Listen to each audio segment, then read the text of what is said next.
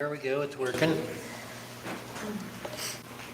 I put up the map. We can use it later today. This will actually be very helpful today. You can see it, it's right in front of you. Can you see it, Mark? I'm not wearing my glasses. Oh, It's behind the pulpit. oh well. Guess you can come look at it later. I don't know. Or you could move over this way when it's map time. I think this is. Oh, yeah, it's very similar. It's just a question of whether you'll see what I'm pointing at. So last week we studied Genesis 11, 8 and 9, but it was just a springboard for the topic of the Ice Age. And the verses say, "So the Lord scattered them abroad from there over the face of all the earth, and they ceased building the city. Therefore its name is called Babel, because there the Lord confused the language of all the earth. And from there the Lord scattered them abroad over the face of all the earth." So twice we are told that the languages that changed at Babel caused them to stop building the city and therefore the tower also. And from there, the Lord scattered them over the whole earth. Now, it's possible that God used more than just language confusion. I suspect he also used the Ice Age in many ways to help spread them. The global effects of the Great Flood lasted for up to 1,000 years. And that's because it was not just rain from above. We were told that the fountains of the deep opened and shot up and caused most of the flood. And what we think happened is that the crust of the earth broke open, especially under the oceans, and undersea volcanoes and above sea volcanoes erupted all over the earth. But the oceans got hot, and there were giant tsunamis along with the earthquakes. And the hot water caused steam, and more steam caused more humidity, which caused a lot more rain. And as the hot water passed over the colder continents, it made thunderstorms, tornadoes, hurricanes, all kinds of disasters. It would take centuries for the oceans to cool. So now the coastlines of all the countries of the world were the most popular places to live because it was the warm place and not cold. And that's also what you see today. All around the world, the coasts are the most popular place to live. One reason is that it's pretty, but another reason is that it's moderate. Oceans, because their temperature never fluctuates much, they're always the same approximate temperature. That's why we live here in Humboldt County, because your temperature doesn't change. Basically, we have a 60-degree temperature range. When I lived in Arizona, we had about 120-degree temperature range. It's a big difference when you live on land from when you live at the sea. And it's probable that as the snow piled up and the glaciers formed, ice is much thicker and denser and heavier than regular water or snow. And that's why during an ice age, when water becomes ice, it shrinks, and thus the ocean level went down. But as ice melts, it grows again. It's the same procedure you see in physics. Water that is cold and not moving is hard, heavy, and dense. That's ice. When it turns to water, it expands a bit. If you take an ice cube and put it in a teaspoon, it seems to grow. But then if you turn it to gas, it really grows. So anyway, I just read last night some really interesting stuff that I cannot say if it's true. But the NOAA, that's the National Oceanographic and Atmospheric Association, they claim that the melting of glaciers right now and the ice caps will cause the oceans to rise 12 inches in the next 28 years. So about half an inch a year, or is that 2 inches a year? 28 years, 12 inches. It's half an inch a year. And so they have a map of what the United States will look like if the oceans raise 12 inches by the year 2050. And Louisiana and Florida will lose half of their landmass. New Orleans will be gone. The ocean will come up to Baton Rouge, just a 12-inch rise. And Texas, the coast of Texas, will be largely gone. Florida will be shrinking. The Keys will be gone. But California, surprisingly enough, Humboldt County will be the worst hit in all of California. And that's because much of our bay is just at sea level. And if the 12-inch rule is correct, we will have the ocean lapping over 101 in 28 years. I was going to say, there was just in the 13 years when we've been here, the erosion of the beaches. I don't know how it was much further out here, and over the last few years we've been here, it's slowly, the hill is eroding away, so I can see that. There was an article about that in the paper in the Eureka Times this week about the Northern California beaches heavily eroding over the last few decades. So anyway, Fields Landing will be gone. Lolita, underwater. That's assuming that there is really a 12-inch rise. Now, that's an estimate, and you know estimates can be alarmist, but it is certainly interesting and something to think about. That, if, in fact, global warming is true, and we warm enough to lose that much ice, they're talking about this big giant chunk of Antarctica that's about the size of the city, bigger than the city of New York and Long Island combined. It's breaking off, and once it falls in the water, it'll melt, and that'll raise the ocean 2 inches just by itself, just that one. So anyway, well, we're talking about ice, but it's probable that during the Ice Age, Siberia and Africa were fertile lands. Now they're almost desolate lands, almost desert-like, but during the Ice Age, they were full of wonderful creatures, and hippos and crocodiles and saber-toothed cats and all these sorts of things lived in the desert. That's because they weren't a desert during the Ice Age. What happened in the Ice Age to cause it is all those volcanoes spew ash into the atmosphere. And ash is reflective, meaning that when sunlight hits it, it bounces back and goes back out into space. So that means a lot of the heat of the sun did not get into the earth, and the whole earth got colder. It's estimated the earth was probably 30 degrees colder during the Ice Age. Pretty chilly. That's called volcanic winter.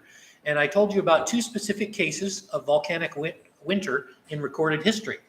One of them appears to have been from 530 to 535 BC, when several volcanoes went off and the sun vanished for almost 2 years.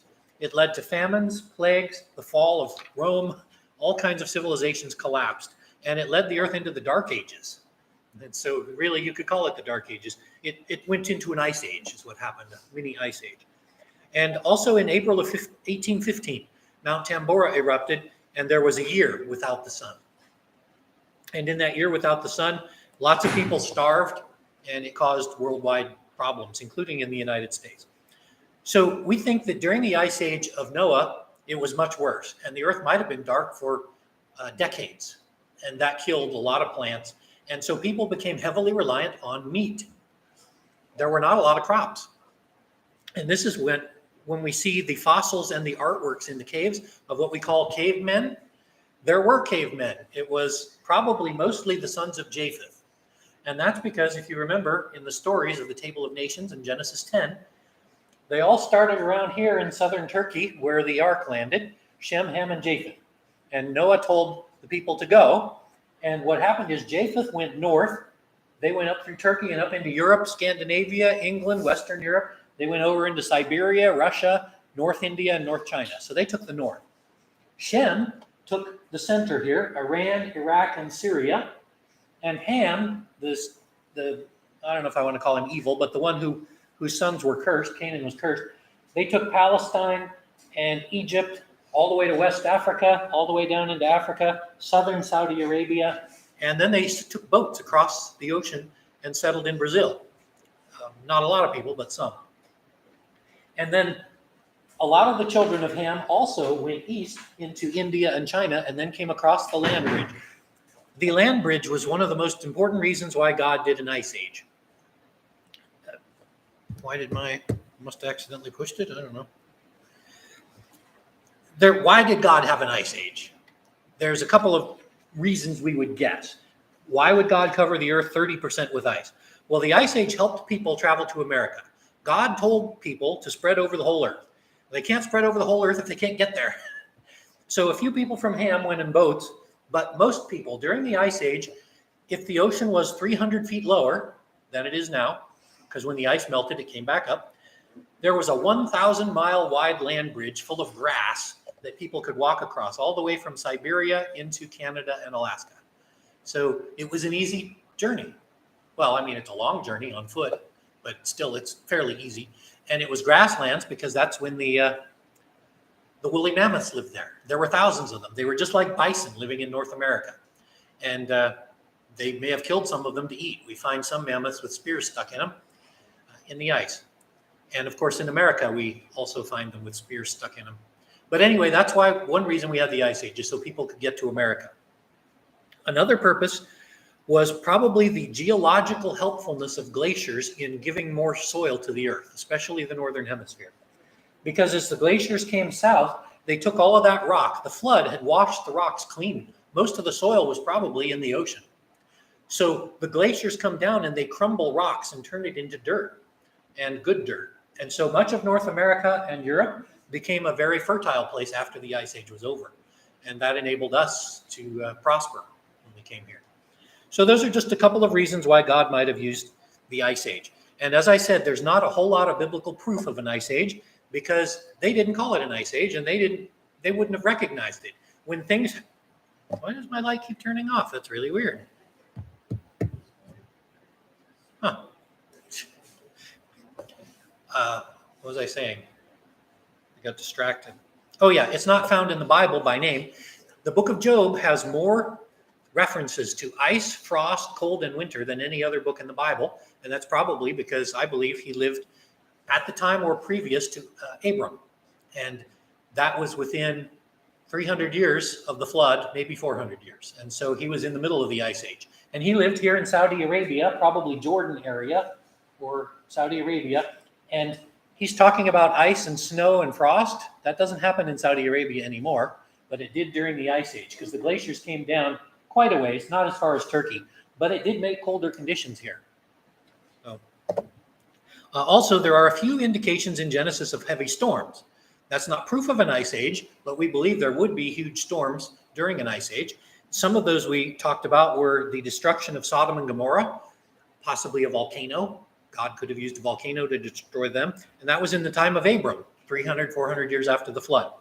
And then Moses, the plagues, some of the plagues may have been weather related, particularly the hailstones that destroyed all the crops.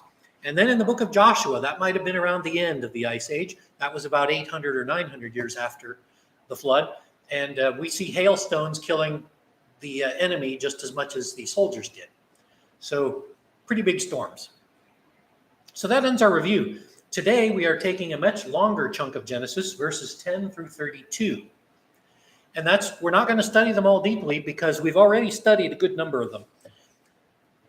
But we will look at some of them again. So let's read now verses 10 through 26 of Genesis 11. These are the generations of Shem. When Shem was 100 years old, he fathered Arpachshad 2 years after the flood. And Shem lived after he fathered Arpachshad 500 years, and he had other sons and daughters. When Arpachshad had lived 35 years, he fathered Shelah. And Arpachshad lived after he fathered Shelah 403 years, and had other sons and daughters. When Shelah had lived 30 years, he fathered Eber. And when Shelah lived after he fathered Eber 403 years, and had other sons and daughters. When Eber had lived 34 years, he fathered Peleg. And Eber lived after he fathered Peleg 430 years and had other sons and daughters. When Peleg had lived 30 years, he fathered Reu. And Peleg lived after he fathered Reu 209 years and had other sons and daughters. And when Reu had lived 32 years, he fathered Serug. And Reu lived after he fathered Serug 207 years and had other sons and daughters. When Serug had lived 30 years, he fathered Nahor. And Serug lived after he fathered Nahor 200 years and had other sons and daughters.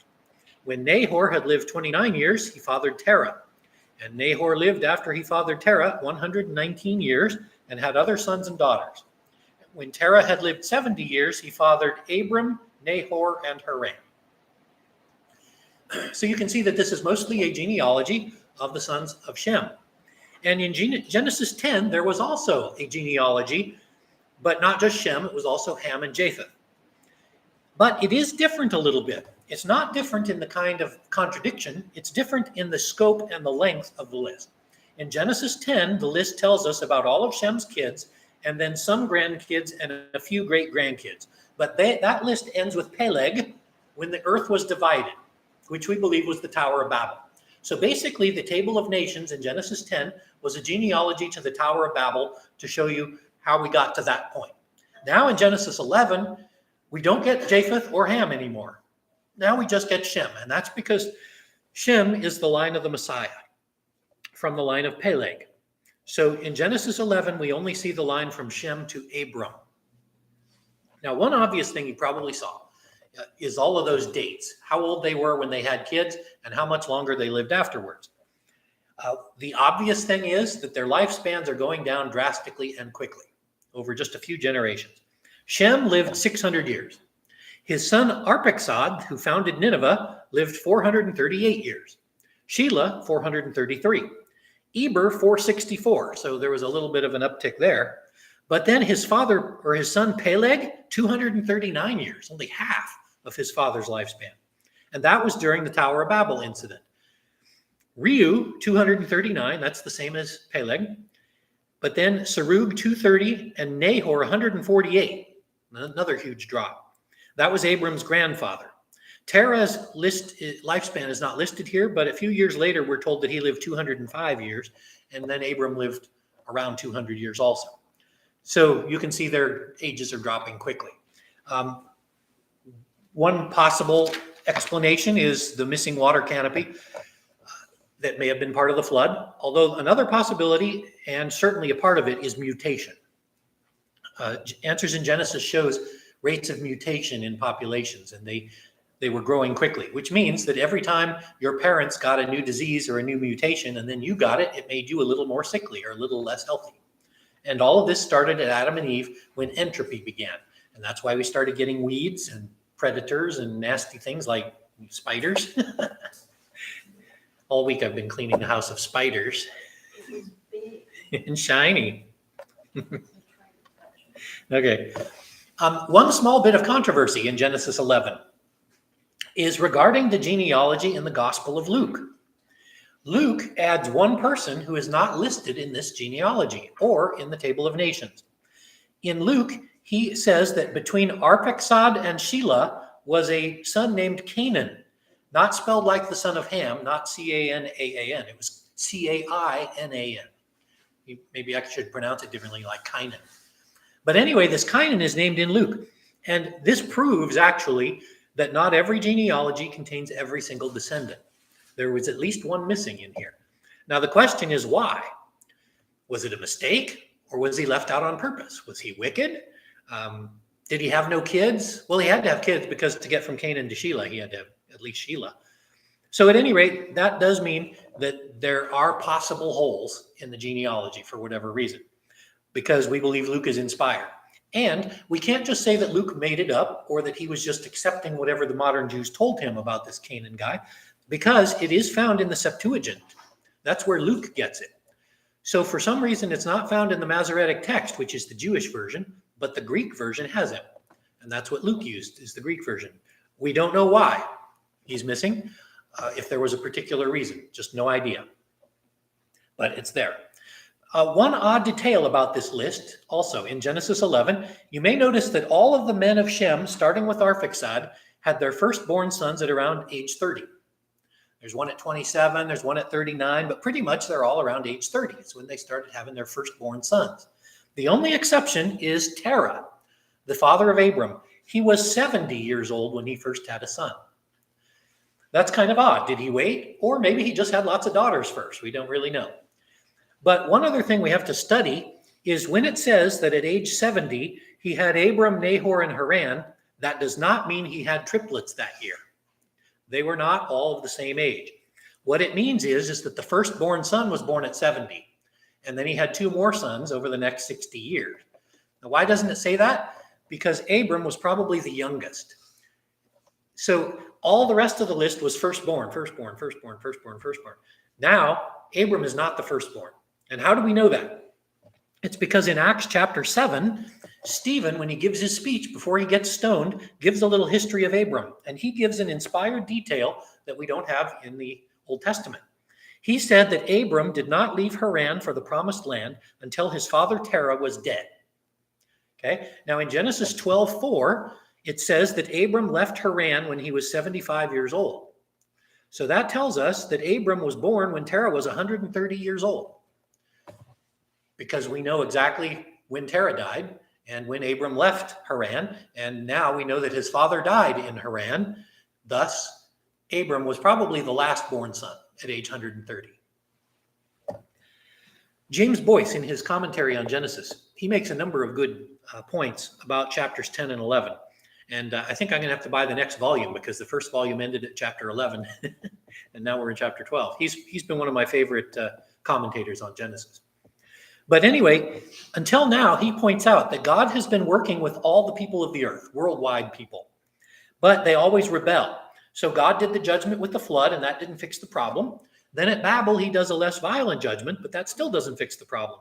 So from now on, God is going to work with a small group of people, one specific line of people, starting with Abram. And he pretty much ignores the rest of the world.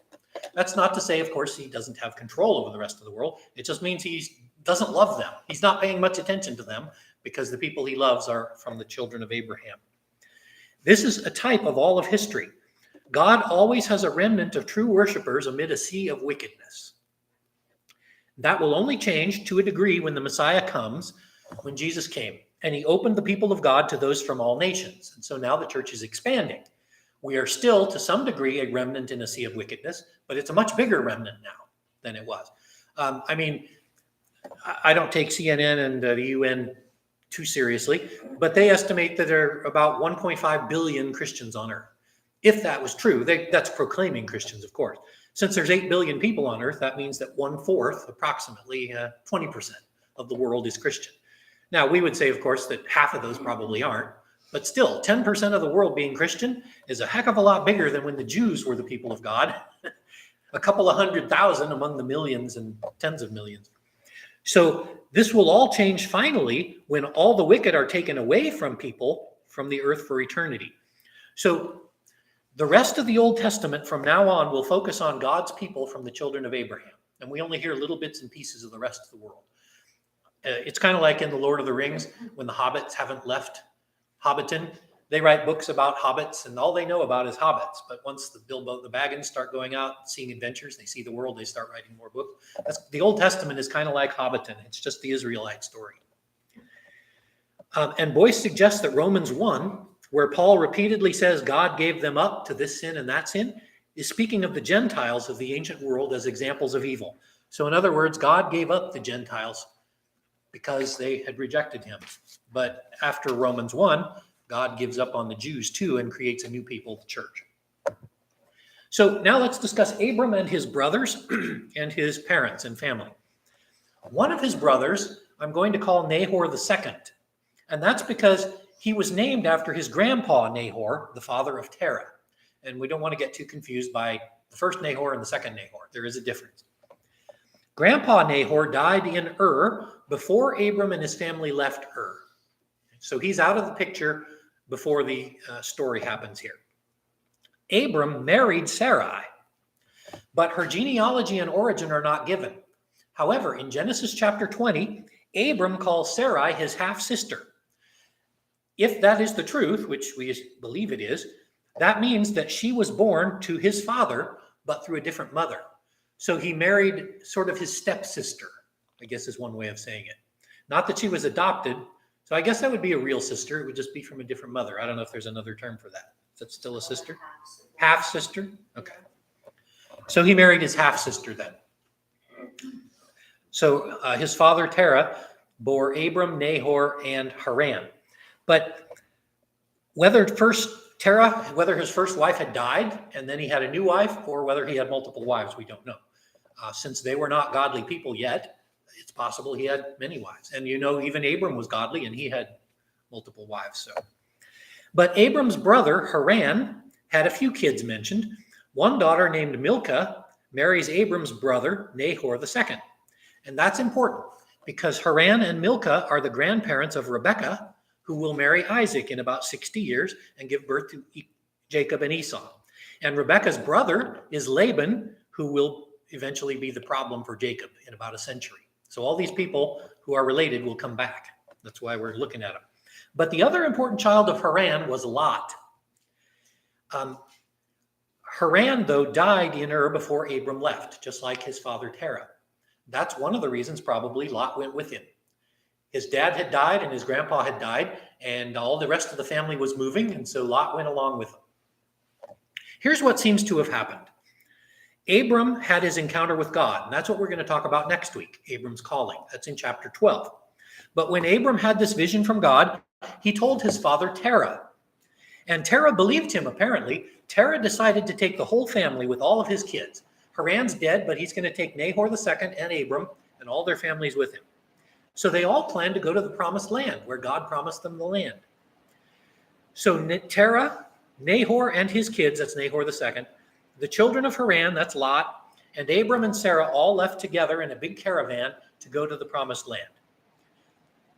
In a way, Lot's journey is not that different from the story of Ruth in the book of Ruth, where Ruth follows Naomi back to the promised land. Lot's following Abram to the promised land. This might be one reason why the book of Hebrews calls him righteous Lot, because he believed God's promise enough to go. But the next big topic for today is the location, about and Haran. And that's because one of the biggest controversies in the story of Abram is where is his birthplace of And basically, when you ask theologians about Abram's birthplace, they all hold their jaws and they say,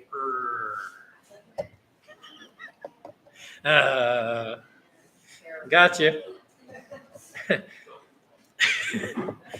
The real problem with as a location is that is one of the most common town names in the ancient world. We know of here, here, here, here, and here. So there are at least 5 that we know of. There could be more. The reason is the name means foundation or starting spot. So whenever you went to a new place and built a town, you called it because it was the new spot.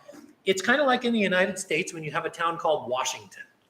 I think every state probably has a town of Washington. So when I used to live in Washington, Pennsylvania, and people would ask where I was from, I'd say I'm from Washington. Oh, DC? No. Oh, state? No. It's like, no. Washington, Pennsylvania. There's one in Iowa. They're all over. So is hard to figure out where it is. The truth is there are 2 solid candidates, and they're very far apart. One of them is right about here in southern Turkey or northern Syria, just across the Euphrates River. And one of them is way down here at the Persian Gulf next to the Euphrates River. Both of them are next to the Euphrates River, but that's about all we knew. That light keeps turning off. So I've been reading a lot of articles from many sources and books, including a biblical archaeology review about Now, before the days of archaeology, meaning before 1850, when theologians had nothing but ancient rumors and Jewish midrashes to refer to, the wide consensus, everyone believed that was here in southern Turkey, northern Syria, east of the Euphrates River, a town now called Urfa. But here's what happened to change that. Now, the biggest reasons we thought that it was there is because there were so many in the area, we figured it had to be there somewhere. We didn't know about the southern one until 1850. I told you that in 1847, they discovered the library at Nineveh that Nebuchadnezzar had burned. And in some of those tablets, there were hints about Babylonian cities. And there was a reference to an in southern Iraq. So people then did some more excavating in Babylon and found reference to where the city was. And so in around 1850, a British soldier, Henry Rawlinson, he translated a new version of hieroglyphics and, cuneiform. And once it was translated, they figured out where this was. And so 3 years later, in 1854, an officer named Taylor found it somewhere around here, right at the Persian Gulf edge.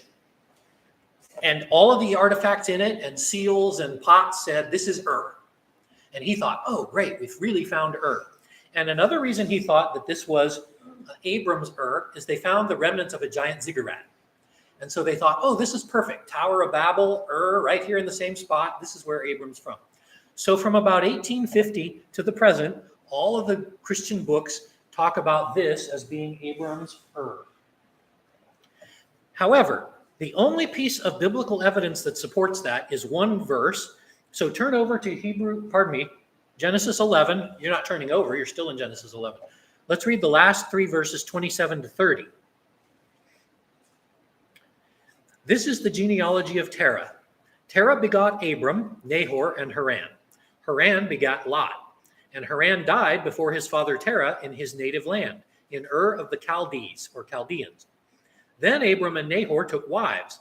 The name of Abram's wife was Sarai, and the name of Nahor's wife, Milcah, the daughter of Haran, the father of Milcah, and the father of Iscah. But Sarai was barren, she had no child. So notice there that it says Haran died in their native town called of the Chaldees. In Hebrew, that is Kasdim. Now, in the 1920s, the biggest excavations took place at the southern Ur. And Leonard Woolley believed that Ur Kasdim was that one. And he published a number of famous articles and books claiming that. And ever since then, seminaries and pastors and professors have learned that that's the location of Ur. And that's what I grew up with. And you may remember that just a few weeks ago, I told you I thought that apparently Abram lived near Babylon, and then he moved north and then came back to Canaan. And now I believe I was wrong, and I'll tell you why. The problem is this. During our studies of Nimrod and the rise of Babylon and Nineveh, I told you how the land of Babylon had many names. It was called Shinar, it was called Chaldea, it's called Babylon, it had many different names. Well, Chaldee, all that Chaldee means is between the rivers. And so I told you that Nineveh is also between the rivers, and Babylon is between the rivers. So that's all Chaldea. So it is still possible for Abram to live in Haran, or Ur, in northern area, still between the rivers. It is still the land of the Chaldees. Okay, so that's one reason why the old idea, people, because we've spent so much time studying the book of Daniel, and the Daniel's a great book, but it always talks about the land of the Chaldeans and how he was the chief of the Chaldeans. And so we assume, okay, Babylon is Chaldea. It's only a little part of Chaldea. Chaldea is all of this. So that's one reason we went astray. Leonard Woolley told us it's Abram's land, and we all thought Chaldea was in Babylon. But here, let me try to prove to you now that we were all wrong. So turn over to Genesis 24. We're going to look at a number of verses there for some evidence. Genesis 24, verses 1 through 4. Now Abraham was old, well advanced in age, and the Lord had blessed Abraham in all things. So Abraham said to the oldest servant in his house, who ruled over all he had, "Please put your hand under my thigh, and I will make you swear by the Lord, the God of heaven and the God of earth, that you will not take a wife for my son from the daughters of the Canaanites, among whom I dwell, but you will go to my country and to my family and take a wife for my son Isaac." Putting the hand under the thigh was a way of swearing. It's sort of like doing a cross or a pledge my honor.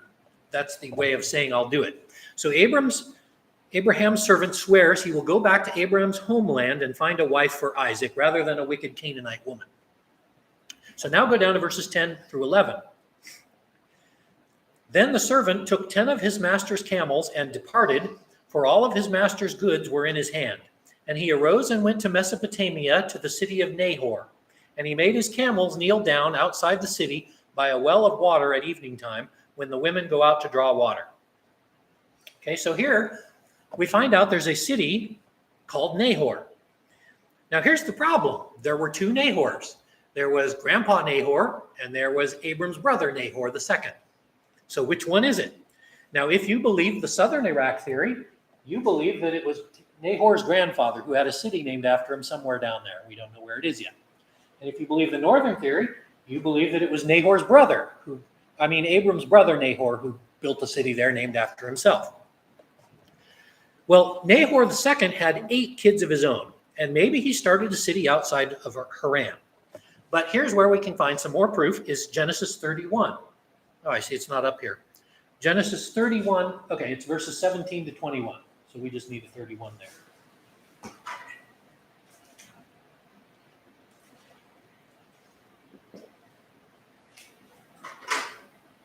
This is about 40 years later, perhaps, 37 years. Then Jacob arose and set his sons and wives on camels, and he carried away all his livestock and all his possessions which he had gained, his acquired livestock which he had gained in Padan Aram, to go to his father Isaac in the land of Canaan. Now Laban had gone to shear his sheep, and Rachel had stolen the household idols that were her father's. And Jacob stole away unknown to Laban the Syrian, in that he did not tell him that he intended to flee. So he fled with everything. He arose and crossed the river and headed toward the mountains of Gilead. Okay, so it's not 40 years later, it's probably 80 years later. There's a few important details here.